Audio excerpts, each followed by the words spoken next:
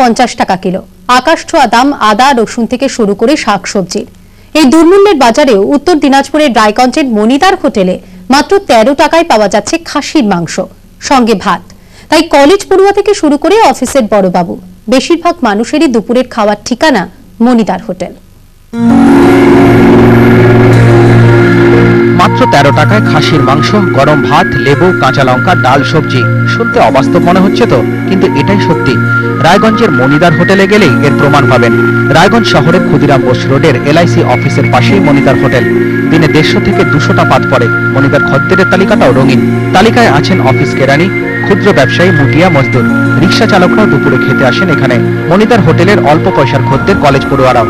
এরকম খাবার আর কোথাও দেখিনি, মানে খুব কম পয়সায় ভালো, পরিষ্কার পরিচ্ছন্ন, আর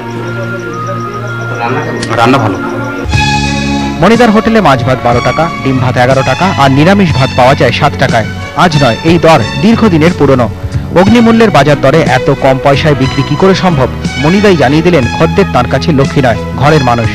ভাতের পরিমাণ এখন কম দিয়ে 1 টাকা লাভ করি, আর অনেকদিন থেকে ব্যবসা করতেছি, মানে একটা মোটামুটি মায়া হয়ে গেছে, যার জন্য সামান্য লাভে ব্যবসা করতে হয় আমাকে।